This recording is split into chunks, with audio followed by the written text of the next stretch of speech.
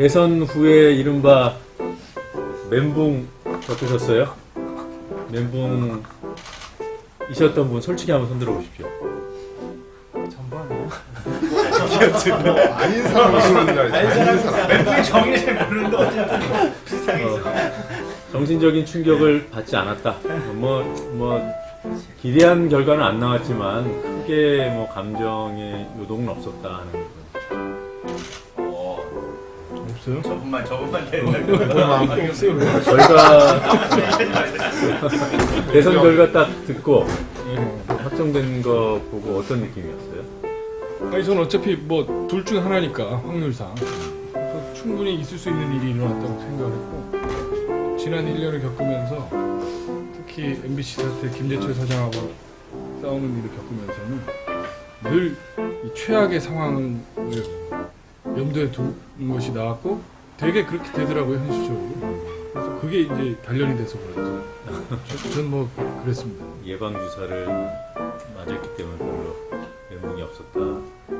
내가 대선 후에 이 책을 읽었더니 뭐가 좀 보이고 희망도 보이고 마음도 진정되고 그런 책이 있었는지요?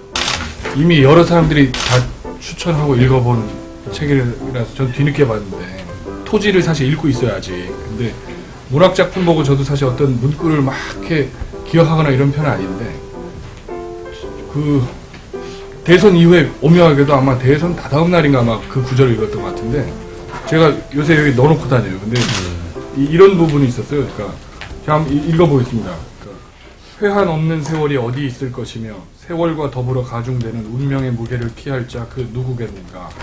수고는 여기 수고라는 것은 받을 숫자에 고통할 때 고자거든요.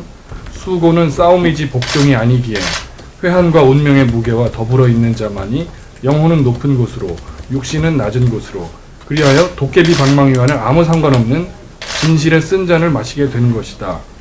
이런 구절이 있는데 물론 이제 이것의 정확한 의미는 저도 아직 잘 모르겠는데 저한테 와닿은 것은 그 고난을 겪고 고통을 받는다는 것이 복종이 아니다. 이것도 싸움이다. 라는 게 어느 순간 저한테 확 꽂혀가지고 요즘 거의 매일 들춰보거든요. 그래서 아마 이제 우리 다 같은 처지일 거라고 생각하는데 이게 지금 빠떼로 당하고 있는 게 아니라 이것도 다 싸우는 거다. 이런 생각을 좀 갖게 됐습니다. 이 책 때문에. 그걸 적어서 매일 보시는 거 보니까 멘붕 같습니다. 저희들 이제 공통점이 오래 다니던 회사로부터 해직을 당한 건데, 해직 당한 이후에 시간이 꽤 흘렀잖아요. 길게 YTN 같은 경우에는 4년이 넘었고, 또 MBC도 벌써 1년 반 다 돼가죠.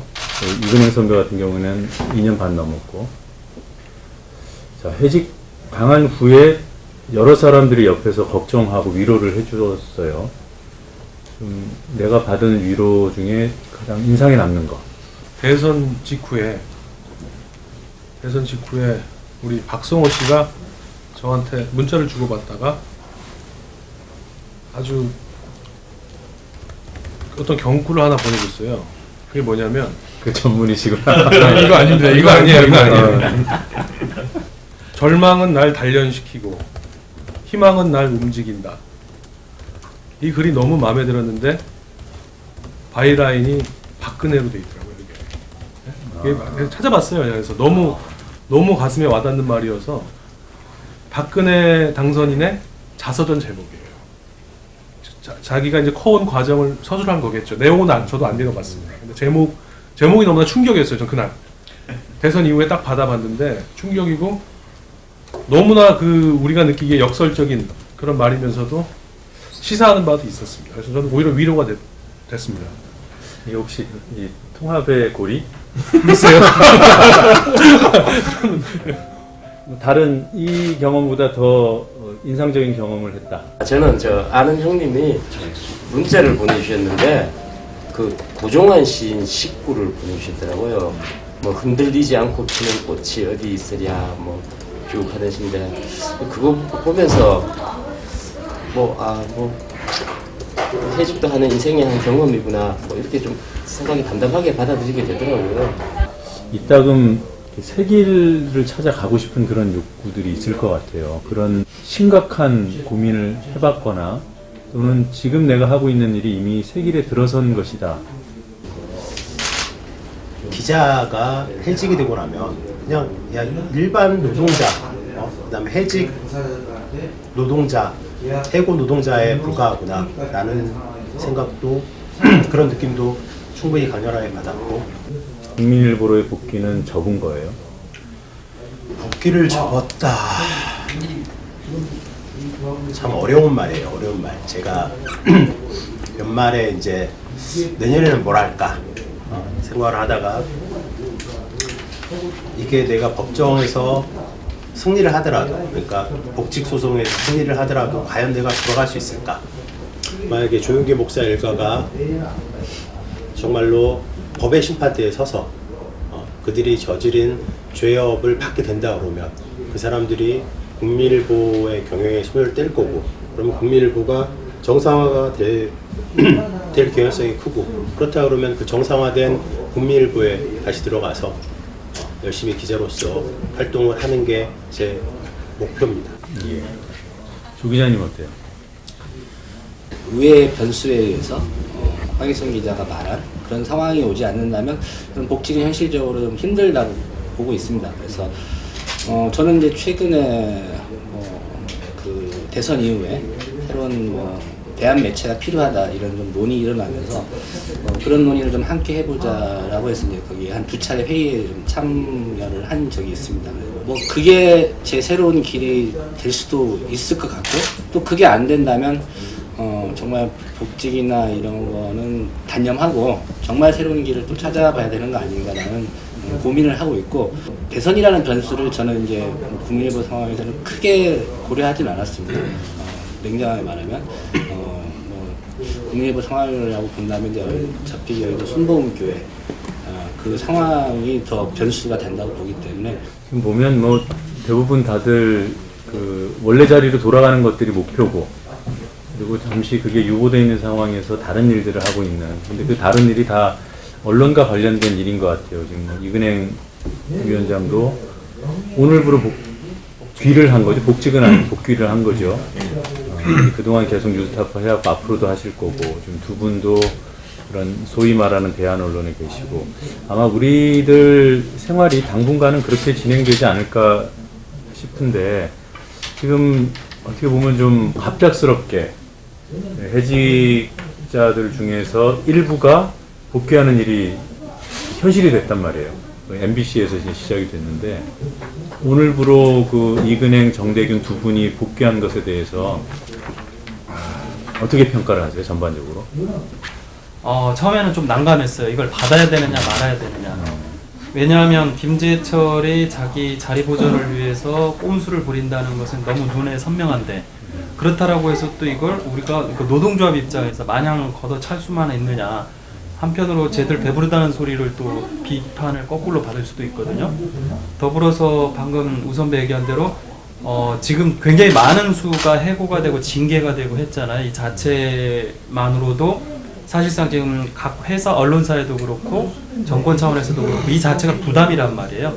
그런 걸 보면 또 한편으로 이게 성과라는 측면으로 해석을 할 수도 있거든요.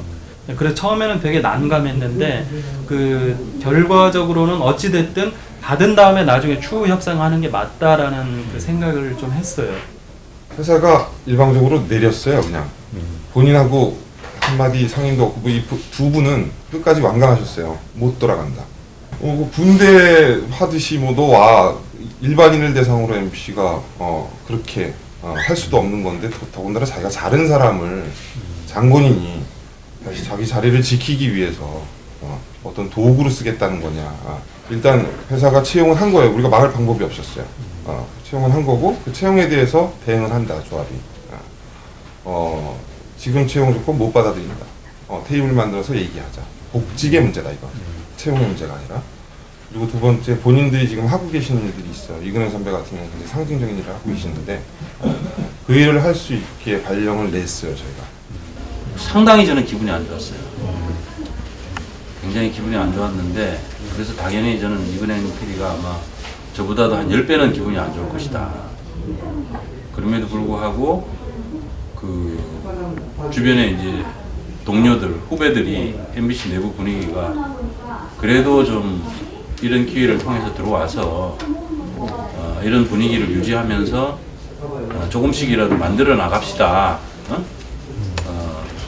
이렇게 당장 거부하는 모양새보다는 그런 의견들이 굉장히 많았기 때문에 이근행 위원장이 나름대로는 좀 희생하는 그런 의미로서 지금 들어가는 거라고 저는 생각하고요.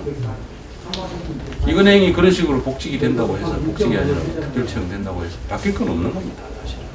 지금 이제 무슨 그냥 시해 정도 그래 너네들 이제 그동안 좀 고생했지 한 데서 이제 그만큼 추운 거 많이 겪었지 이제 좀 알았지 그래 내가 좀 따뜻하게 해줄게 조용히 좀 있어 뭐 이런 식이라면 참 기대하기 어렵지 않을까 그런 생각합니다.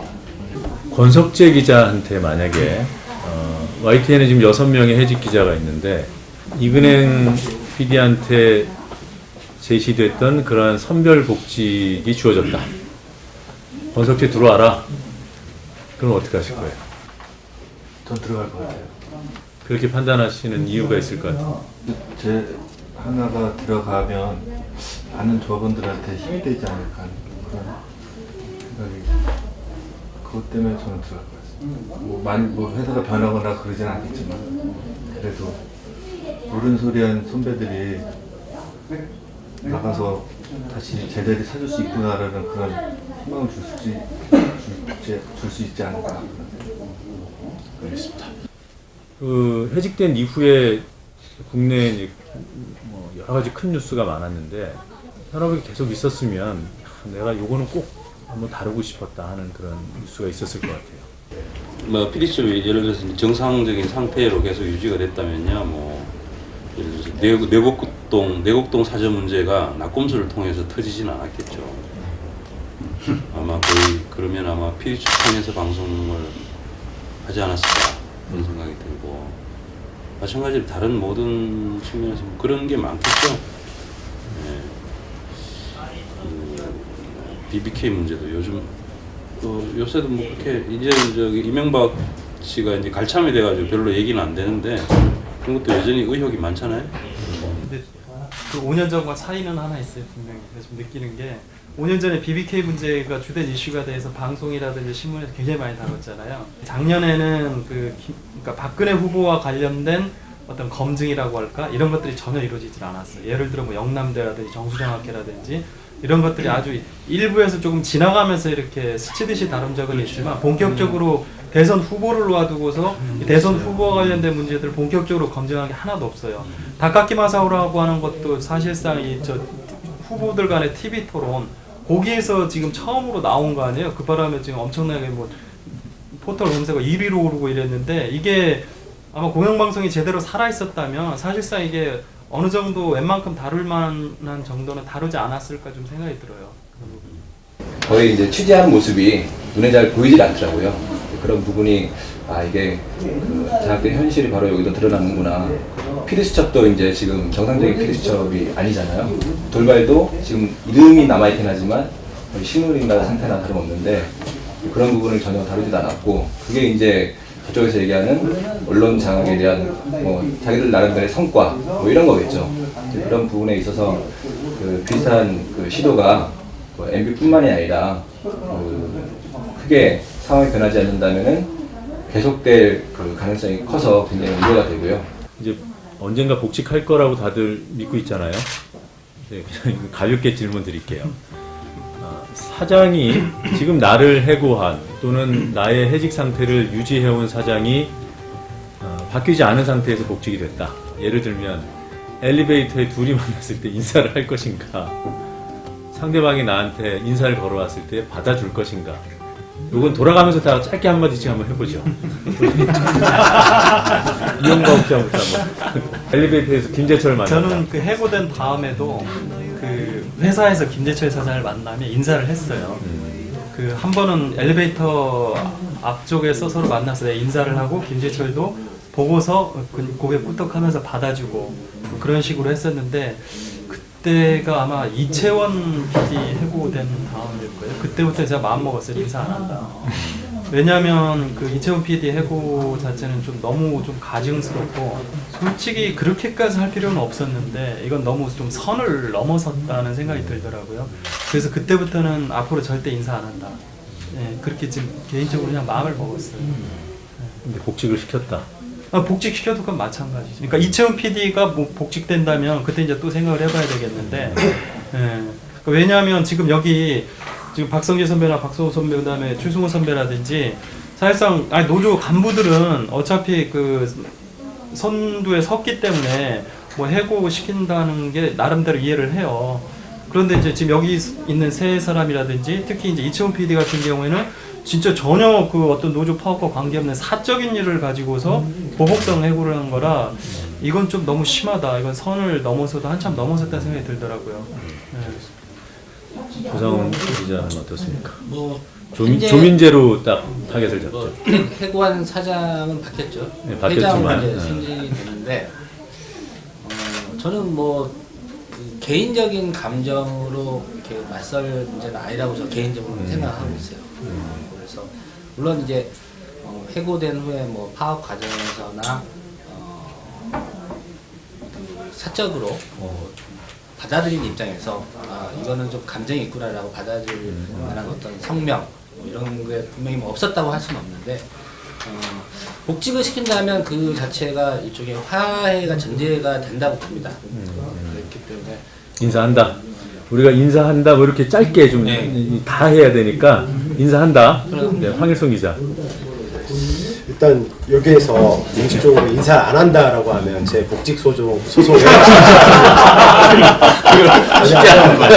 고영진하고 계속 불협화음을 일으킬 직원을 판사가 복직시키기는 어렵거든요. 그래서 저는 반드시 깍듯이 뭐 쳐다볼지는 모르겠으나 인사를 할 겁니다. 제가 이렇게 우문을 던지는 문 선배 어떠세요? 어떤 문구도 제가 생각을 했어요. 여기 엘리베이터에서 우리는 MBC같이 큰 회사가 아니라서 엘리베이터에서 마주칠 확률이 굉장히 높아요. 점심이나 뭐 출근이나 퇴근할 때. 이게 오늘 엘리베이터에 왜 이렇게 이게 썩은 냄새가 진동을 하는 거야? 저도 4년 동안 그 질문을 제 스스로한테 진짜 수천 번, 수만 번을 했거든요. 근데 아직도 답을 못 내렸습니다. 맞닥뜨려 봐야 된다. 아니요. 그 제 스스로 만나면 이렇게 해야지란 답이 그것도 그동안 수천 번 바뀌었어요. 아직도 어떻게 해야 될지 깍듯하게 인사한다부터 진짜 가서 한 대 때린다까지 뭐 그동안 수도 없이 바뀌었고 아직도 정하지는 못했습니다. 강지웅 PD요. 저도 인사할 거고요. 밥 좀 사달라고 해서 밥 먹는 자리에서 잘 좀 타일러 보려고. 최승호 선배 어떠세요? 나는 아직 잘 모르겠는데 가봐야 될 것 같아. 닥쳐봐야겠다. 닥쳐봐야 될 것 같아. 내 지금 저기 상중인 입장에서 심한 표를 저 상종하지 않겠다는 얘기는 하기 어려울 것 같고 근데 어쨌든 좀 아무래도 좀 반성도 좀 하게 되더라고요. 내가 좀 큰 일을 겪고 이러다 보니까 나 자신에 대한 반성도 해보고 하는데 반성의 진척 상황을 좀 봐야 될 것 같아요. 저는 인사가 안 나올 것 같아요.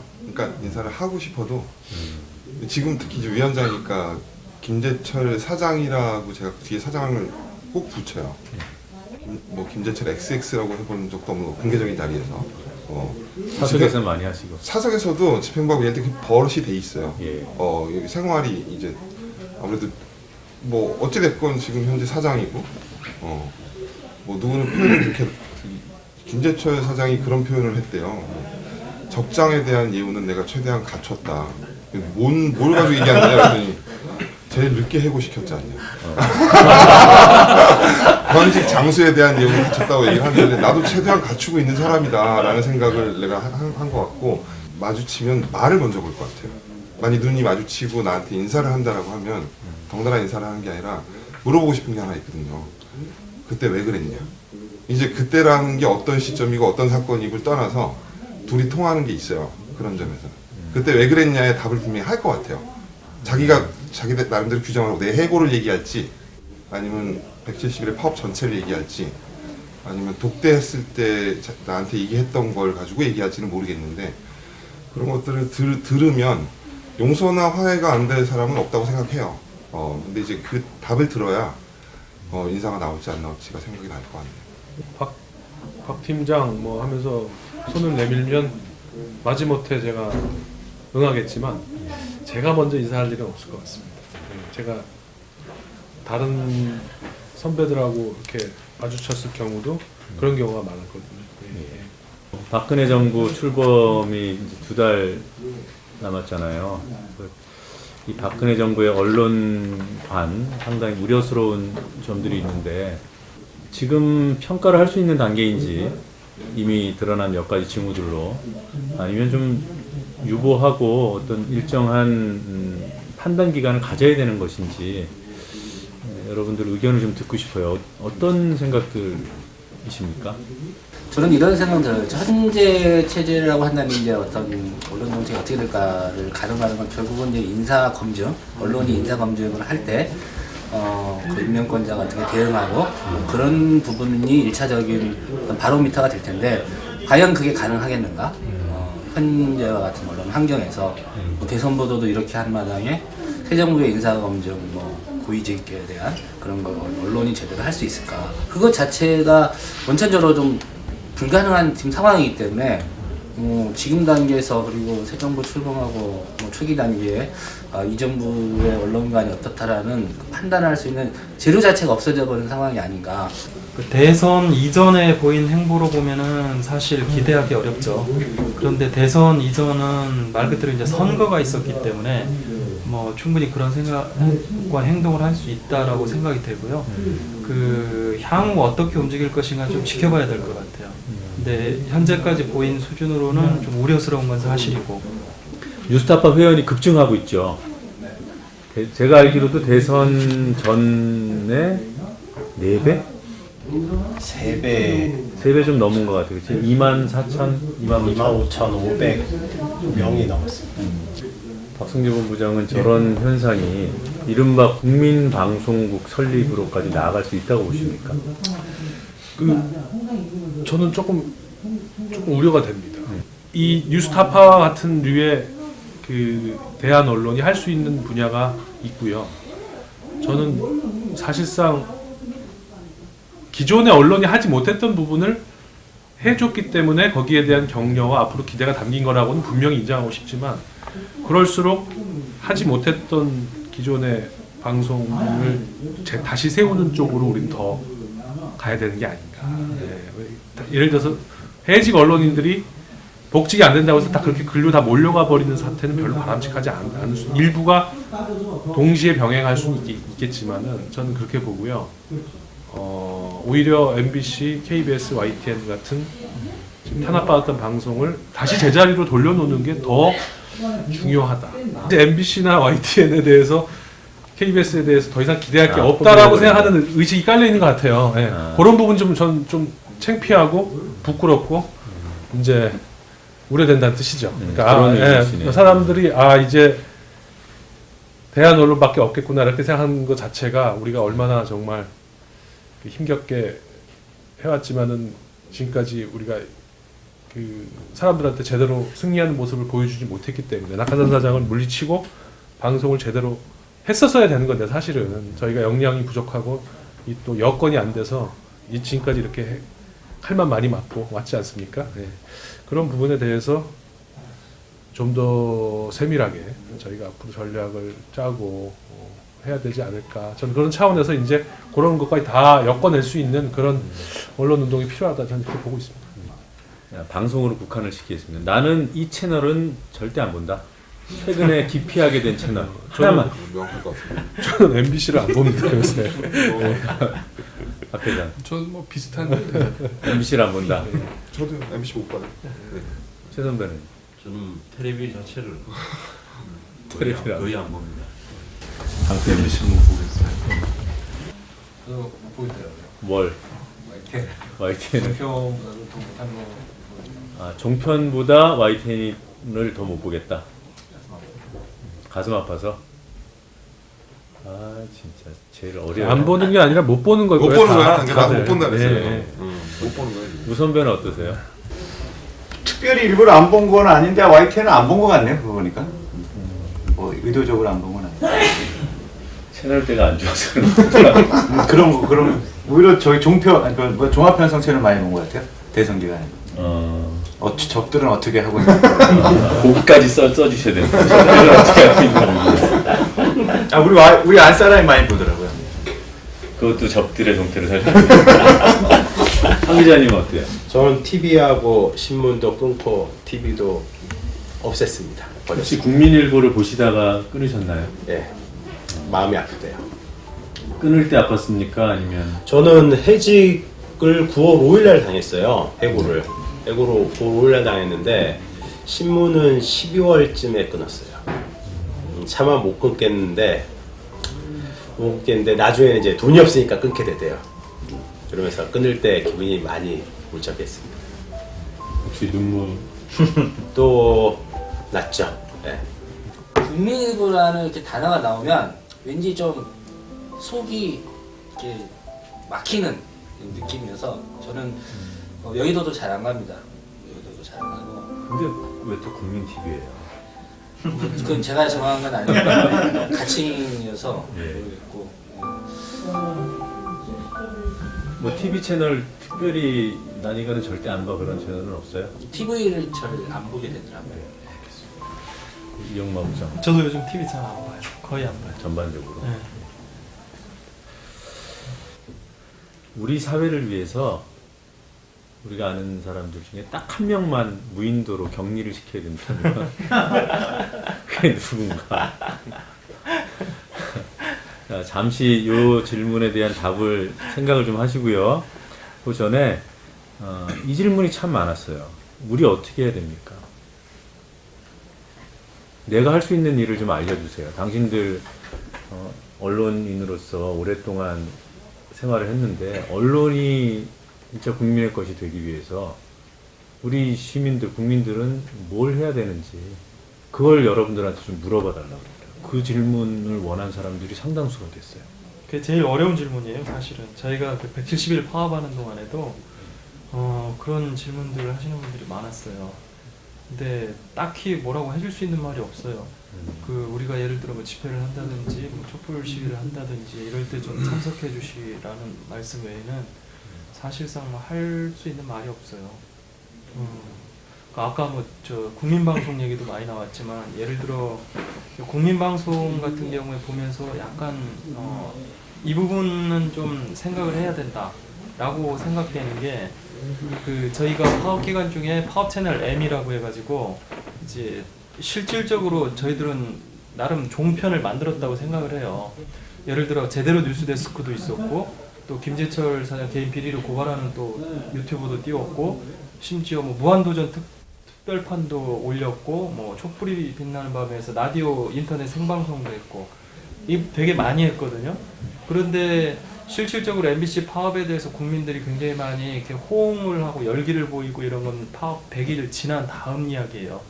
그 전까지는 소위 기존의 그 언론 매체들, 주류 미디어들이 우리 문제를 안 다루다 보니까 심지어 파업을 100일을 넘게 하는데 모르는 사람들도 있는 거예요. 이 상황이 지속이 됐다는 거죠. 그러니까 국민방송도 마찬가지인데 지금 뉴스타파도 실질적으로 이게 인터넷에 굉장히 제한된 매체이고 또 국민방송을 만든다고 해도 쭉 얘기 나오는 걸 들어보면 결국은 인터넷 매체란 말이에요. 결국 그렇다면 이건 SNS라든지 인터넷이라든지 이런 곳에 유통이 굉장히 한정되어 있는 매체라는 거죠. 기존의 어떤 주류 미디어 매체들이 장악하고 있는 그런 부분까지 이게 나가야 되는데 그 부분에 있어서 분명한 어떤 한계들이 있다. 그 부분을 이제 타파해 나가는 것 자체가 굉장히 중요한 과제다라고 생각이 되고요. 그리고 그런 측면에 있어서 이제 국민들이 지금은 사실상 마땅한 대안이 없기 때문에 그 계속 사실은 편하죠. 뭐 국민방송 한다라고 하면 예를 들어 성금 보내준다든지 이런 것들은 어떻게 보면 쉬운 참여, 가장 쉬운 참여 중에 하나인데 글쎄요, 국민들이 할 수 있는 뭐 지속적인 관심. 예를 들어 MBC, KBS 뭐 다 아무리 지상파가 지금 엉망이 됐다라고 하더라도 그냥 그렇다면 지금 여기 우리 모두가 하듯이 TV 안 보고 멀리하면 끝나는 문제냐? 그건 분명히 아닌 것 같아요. 국민들 같은 경우에는 보고서 끊임없이 국민들이 어떻게 보면 질책을 할 때 가서 나서서 질책도 해주고 이런 것들이 필요하거든요. 그래야 그 언론을 장악하고서 자기들 마음대로 부리려고 하는 사람들까지도 거기에 대해서 의식을 하지 않을 수 없게 되는 거죠. 그런 부분들이 일단 필요할 것 같아요. 상대가 의식을 할 수밖에 없게 만드는 국민적인 행동들이 그때그때 약간 좀 나와주는 게 좋은데, 그런 부분들이 이제 제대로 조직화가 안 돼 있기 때문에 못한다는 이제 그런 좀 한계가 있는데, 어떻게 보면 이것도 뭐 저 언론 시청자 운동이라고 해야 될까? 약간 그런 것도 좀 필요할 것 같아요. 또 다른 의견 있으신 분 있습니까? 저는 조금 전에 이용문에 대해서 약간 생각이 다른데요. 저는 오히려 안 보시라고 말씀을 드려야 되지 않느냐라는 생각을 합니다. 제가 아까 뭐 MBC하고 YTN 안 본다고 그랬는데 두 채널이 제가 제일 애정을 가졌던 채널이거든요. 사실 MBC도 뉴스만 안 보는 거예요. 많이는 봅니다. 근데 저는 어떤 생각이냐면, 가령 이번 대선을 겪으면서 언론의 역할에 대해서 지금 역대 제가 기자 생활 한 20년 했지만 제가 본 과정에서 가장 교묘하게, 가장 불공정하게 보도를 했었거든요. 근데 문제는 92년도, 97년도 대선에는 사람들이 저게 불공정했다고 인식을 했는데, 요번에는 사람들이 그런 별로 문제의식도 많이 안 가지시는 것 같더라고요. 그만큼 교묘하게 된 거죠. 과연 이런 차원에서 우리가 시청자들한테 뭐를 얘기할 것이냐. 저는 과연 그렇다면 안 봐야 되고, 그럼 안 봤을 때 어떻게 되느냐. 어차피 이 언론을 장악하려던 사람은 보든 안 보든 상관이 없다고 생각해요. 크게 개의치 않는다고 생각합니다. MBC 시청 떠줘도 김재철 사장 룰루랄라 했지 않습니까? 근데 오히려 그래 따졌을 때, 그럼 결국 그 안에서 공정하게 보도를 하려고 하는 사람들은 그 안에 있는 기자들, PD들, 뭐 그 안에 있는 구성원들인데, 그런 구성원들이 스스로 위기감을 느끼게 해서 어차피 방송은 시청률이 최대 척도지 않습니까? 그래서 그 사람들이 자괴감을 느끼고 위기감을 느껴서 안에서 싸우도록 하는 게 저는 가장 근본적인 해결책이 아닌가. 그렇다면은 그런 MBC를 사랑하고 YTN을 사랑하는 시청자들은 시청률을 떨어뜨려 달라고 제가 오히려 부탁을 드리는 게 맞지 않는가 하는 생각을 합니다. 최 선배 어떠세요? 글쎄요. 안 보도록 하는 극약 처방이 말라고 하기 같은 마음이 아파서 나도 안 보고 있지만 점점 더 이렇게 보지 않고 있지만 더 망가지는 상황을 보고 있으면서 마음이 너무 아파요. 너무 아프고, 그렇다고 제가 시청자들한테 MBC 보지 마십시오 이렇게 이야기하기는, 그것도 참 제가 그렇게 이야기를 못할 것 같아요. 도저히 제가 너무 마음이 아파가지고 어찌됐든 그냥 시청자들한테 제가 드릴 수 있는 말씀은 죄송합니다. 조금만 더 기다려 주십시오 하는 이런 것밖에는.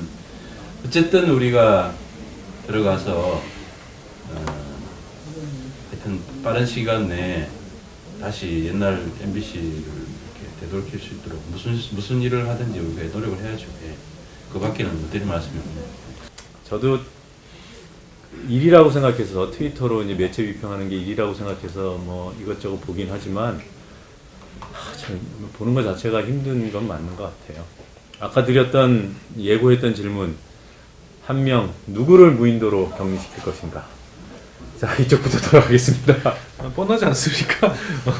이미 힘이 다 빠진 사람은 놔두고 지금도 여전히 설치고 있는 김재철 사장을 저는 보내고 싶습니다. 이하 동문입니다. 단연 김재철이죠. 아니 너무 자기중심적으로 생각하는 거 아니에요? 시민들을 위해서, 우리 사회를 위해서도 필요해요. 정말. 사회자 이렇게 물었는데도 김재철을 먼저 보내고 MBC가 바뀌면 다른 부분도 자연스럽게 다 이렇게 될 겁니다. 네. 제일 문제고 제일 아주 몰상식한 현상이기 때문에. 알겠습니다. 강 PD는 이하 동문으로 할게요. 조 선배도 같은가요? 저는 이명박. 뭐 지금 말씀하셨잖아요. 이미 다 끝난. 아니요. 저는 어차피 새 대통령은 우리가 국민이 뽑은 사람이니까 어쩔 수 없지만 그 과거의 단죄를 한다는 저것이 상징적으로 사실 보내고 싶은 사람은 한 몇백 명 되거든요. 그러니까 그 중에 제일 상징적인 사람을 알겠습니다. 권 기자는 이명박. 김재철 사장이 외로울까봐 대학교 사장. 문장규 선배는. 저는 그 김재철 사장을 보내면 배속기업 패키지로 가지 않을까 생각해서 김재철한테 몰아주고 싶네요. 한 기자님 어때요? 조민재 회장은 문도 보낼 정도로 잘못을 한 것 같지는 않고요. 그냥 차라리 저도 김재철 쪽에다가 저도 MBC 영화를 당한 김재철. 대단한 사람이 아닙니다. 우리 이 기자는 김재철입니까? 저는 그 악의 그 근원 이명박 대통령. 예. 이 사람이 다 뿌려놓은 씨앗인 것 같아요. 예. 그러니까 애초에 그 이명박 대통령 본인 자체가 굉장히 부도덕한 사람이다 보니까 그 도덕적 기준 자체가 어떤 공직자 임명하는 데 있어서 너무 허물어졌어요.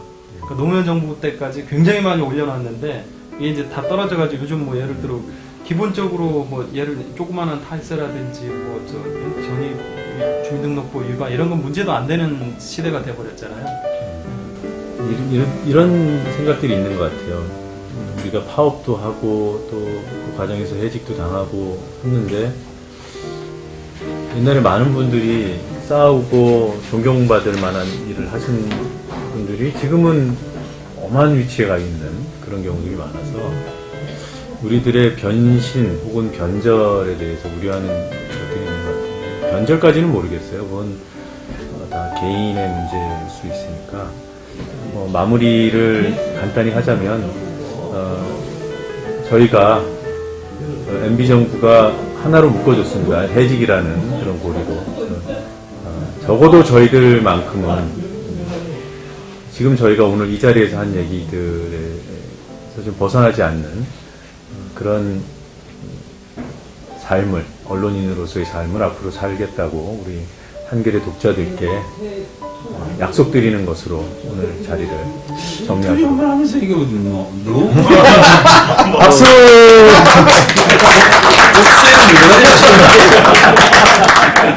긴 시간 하지 말고 긴 시간 고생하셨습니다. 네, 고생하셨습니다. 새해 복 많이 받으세요.